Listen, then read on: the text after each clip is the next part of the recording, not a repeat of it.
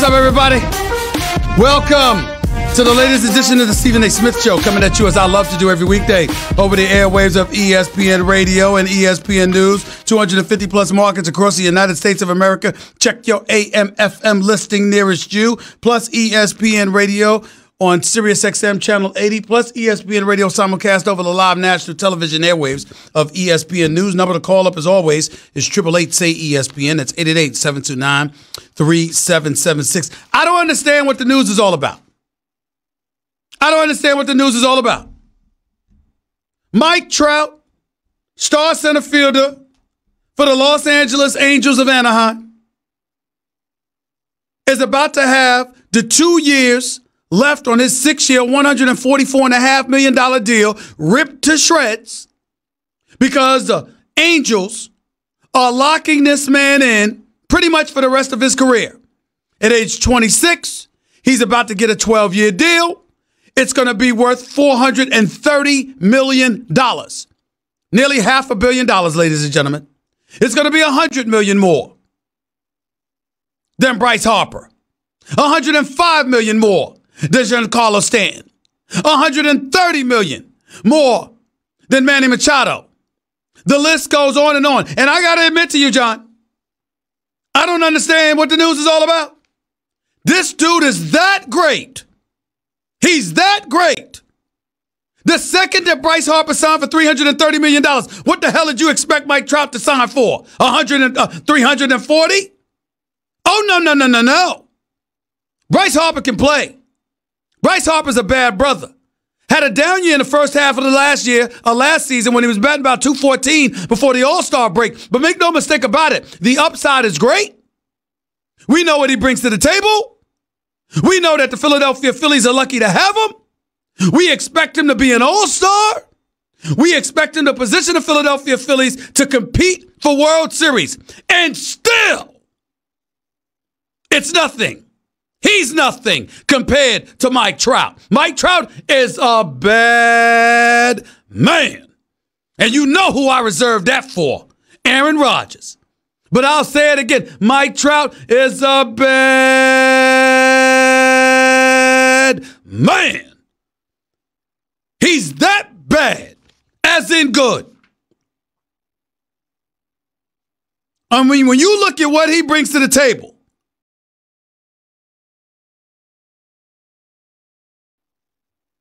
this guy's a career 307 batter. Last year he batted 312.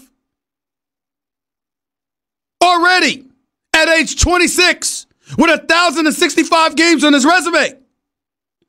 He's got 240 home runs, 648 RBIs, 793 runs, 190 stolen bases. He's a quadruple threat.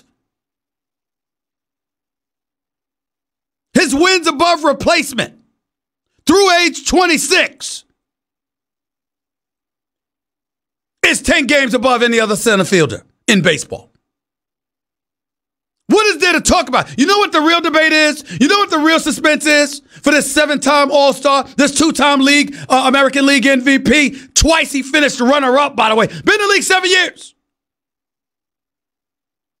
8 years, I'm sorry. And twice he was an MVP. Twice he was a runner-up. And the one time he finished fourth was because he missed damn near 50 games. And that was the only reason that he was fourth in the MVP. This brother's on another level.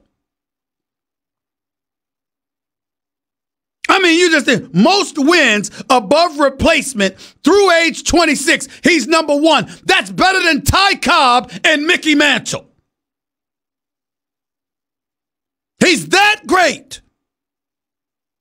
Now, if you want to debate something, you want to lament something, you could bring up what my man Max Kellerman brought up on First Take earlier this morning. First Take every weekday from 10 a.m. to noon Eastern Time, 7 to 9 a.m. Pacific on ESPN. Max Kellerman brought this up. Damn shame he had to be signed by Anaheim, meaning the Los Angeles Angels of Anaheim. Too bad it wasn't with the Dodgers. Too bad it wasn't with the Yankees. Too bad it wasn't with the Cubs. One of those storied franchise in a major market. I get that. Get over it. Because while that's bad for baseball, in terms of him being with the Angels because they're not the marquee brand that other franchises are. Mike Trout is not just good for baseball. In terms of this contract that the Anaheim Angels, and I'm going to call them the Anaheim Angels, even though they're the Los Angeles Angels of Anaheim. Mike Trout is not just good for baseball. Mike Trout is not just good for sports. Mike Trout is good for business. You know why, John? You know why, JC? You know why, Nuno? And all of you listening out there? Because we, in this country, we as Americans, in this country, we got a problem. And you know what that problem is? Everyone's always trying to get over. Let me get as much as I can. Let me soak and milk and squeeze every little thing that I can out of this person until their value is minimized or until I can find a justifiable reason to curtail their true marketability and their true value. Who does that more so than the NFL? The NFL religiously doesn't pay you for what you have done. They pay you because of what they're projecting you will do. How else do you justify Jimmy Garoppolo getting $137.5 million? That's right, I brought him up. Porn star Jimmy. I keep in mind and remind y'all all that is not a negative for me.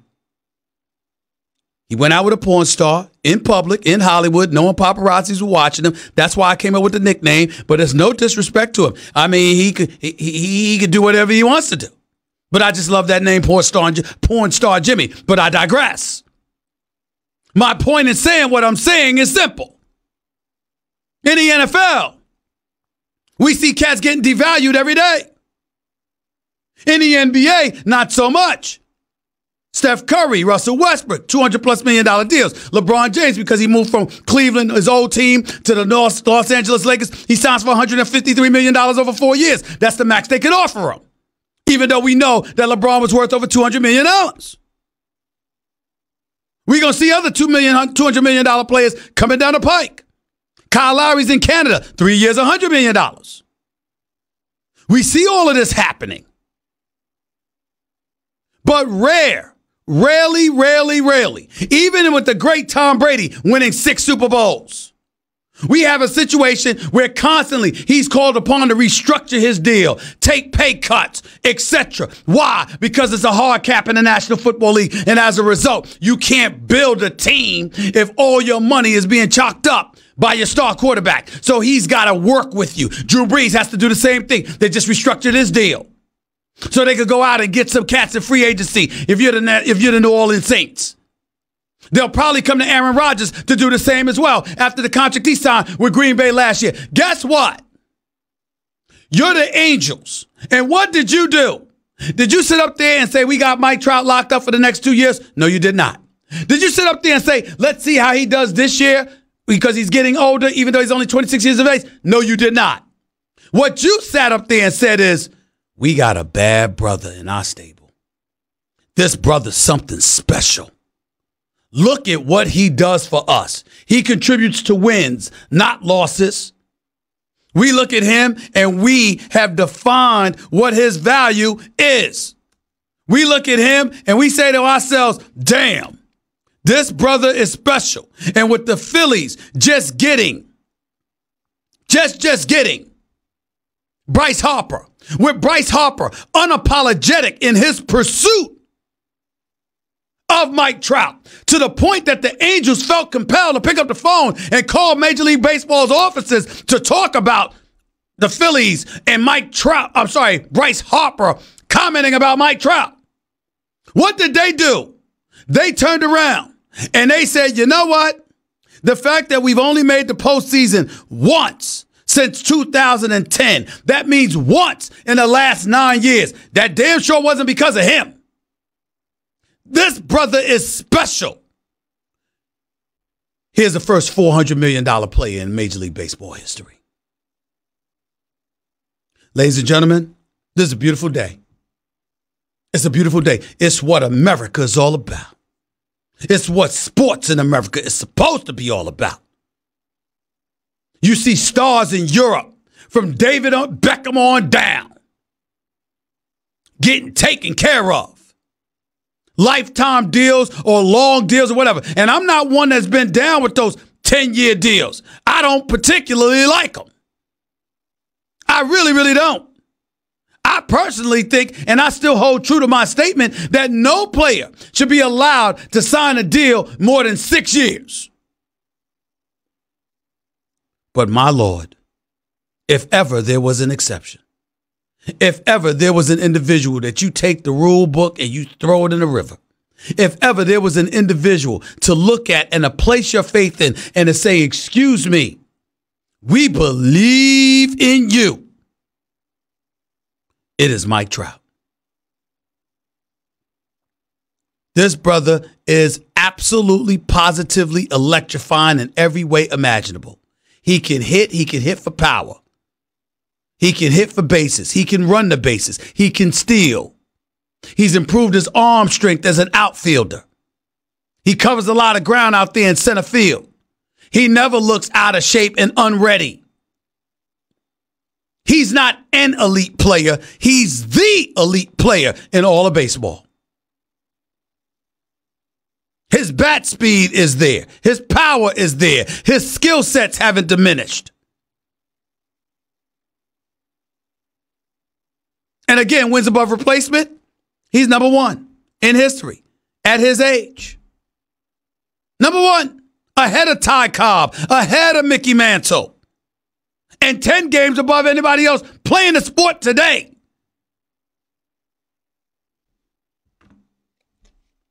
The fact that a team, even though the Angels do have a $3 billion television deal, even though they do have that, here's the facts. They couldn't lose them. They couldn't lose them. They're the Los Angeles Angels. I still call them the Los Angeles Angels of Anaheim. It's where they play. But the fact that they wouldn't lose him says a lot. It really, really does. And it's something all of us should aspire to achieve. I don't give a damn if you're a construction worker. You're a lawyer or a doctor. You're somebody working on Wall Street. You're an accountant. Hell, you're a sports reporter or a sports commentator. When you are great and you have established your greatness and you have shown no signs that that greatness is going to dissipate in terms of your impact to the bottom line. Because, ladies and gentlemen, let me tell you something right now, particularly to your young whippersnappers out there, breath smelling like Similac, wet behind the ears, don't know a damn thing, think you know everything. Let me give you some pieces of advice. When you get up in the morning and you'll go to work every day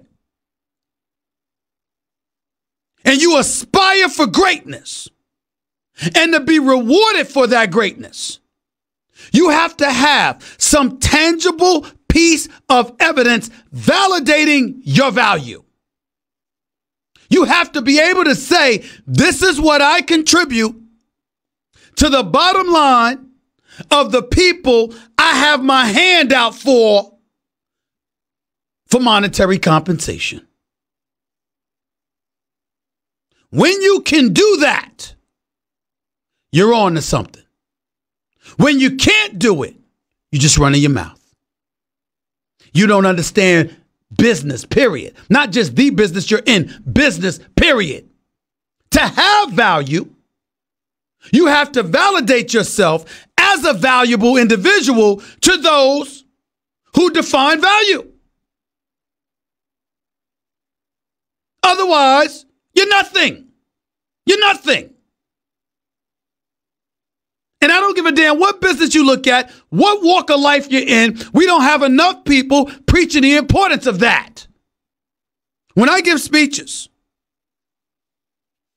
throughout this country, and I do often, I always tell people unapologetically, I wake up every morning from a business perspective with two things in mind. How do I make my bosses more money? And how do I get some of it? How do I get my bosses? How do I make my bosses more money? And how do I get some of it?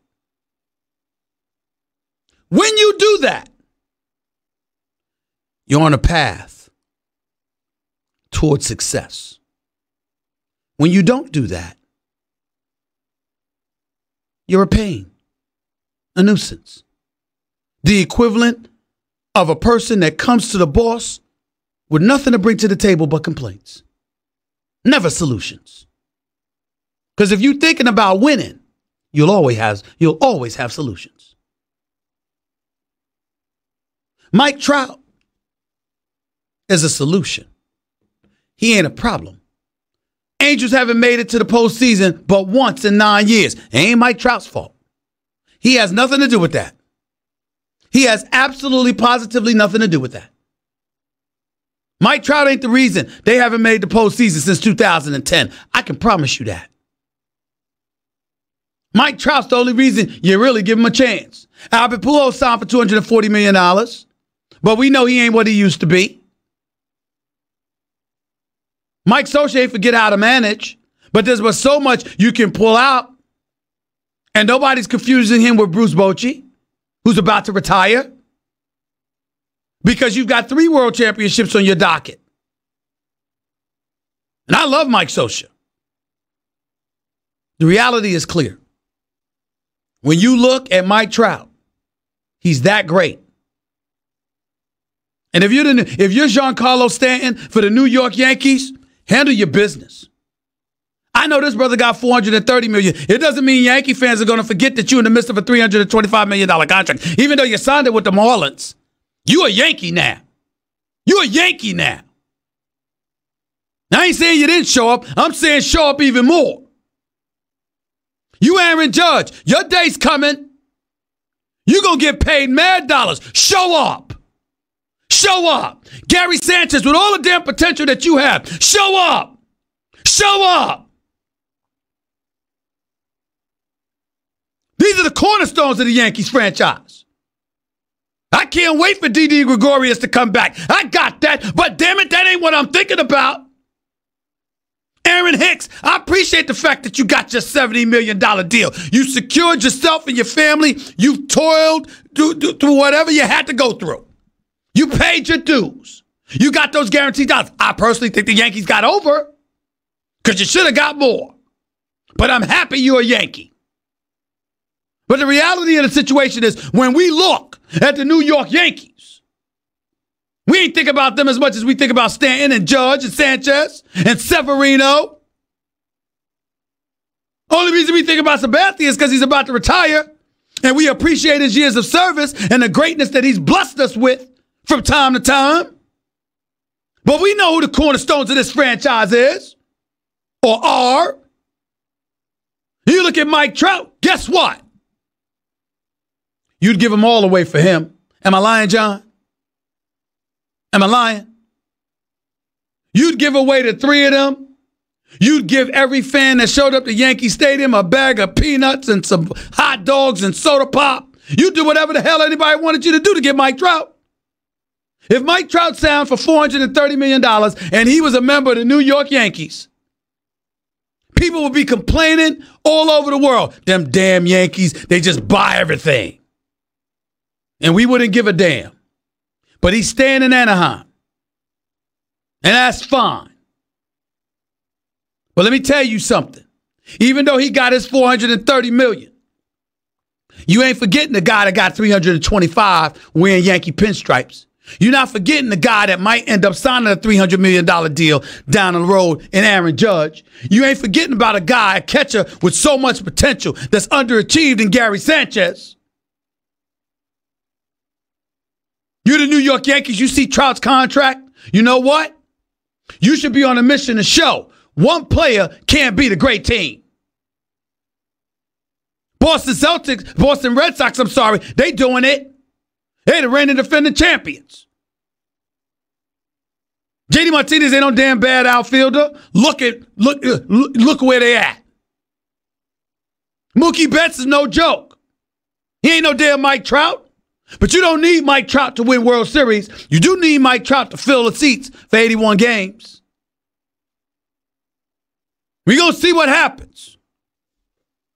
This is a good day It's good that Anaheim kept Mike Trout because you can't lose a player of that magnitude. A guy that, by the way, had he fallen one other slot in the draft, the Yankees would have had him then. All I'm saying is, look at it for what it is. I'm happy for Mike Trout. I'm happy the Angels did it. I think it's good for sports. I think it's good for Major League Baseball. I think it's good for corporate America. It's the largest contract in professional sports history, even larger than the $365 million contract that Canelo Alvarez signed with the Zone. 30% higher than the $330 million contract that Bryce Harper signed with the Phillies. None of them still made more money or making more money than Floyd Money Mayweather, but that's a different story for another day. Meaning more money than he has made. But it is what it is. It's a good day. And it's a good day for all parties concerned because people are going to get paid in the future. And they're going to be recognized for their greatness in the future. But one player still does not make a team. The Yankees should be on a mission to remind everybody of that. And for those of you in New York that are upset that I didn't mention the Mets, please go sit down somewhere with Don Juan LaGreca. Mets ain't doing nothing this year. I don't believe in them. But we'll see. Their pitching is still studdish if everybody's healthy. You the Dodgers, you upset I ain't mentioned you? Well, maybe if you stop losing World Series, I'll start mentioning you again.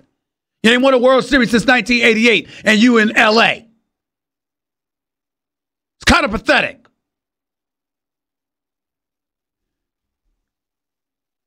We shall see, y'all. We shall see. American League West, going to be interesting. Houston, Seattle. It's going to be interesting. Lots to talk about. I'll get into this. Take your calls on this. Plus talk about the NCAA tournament.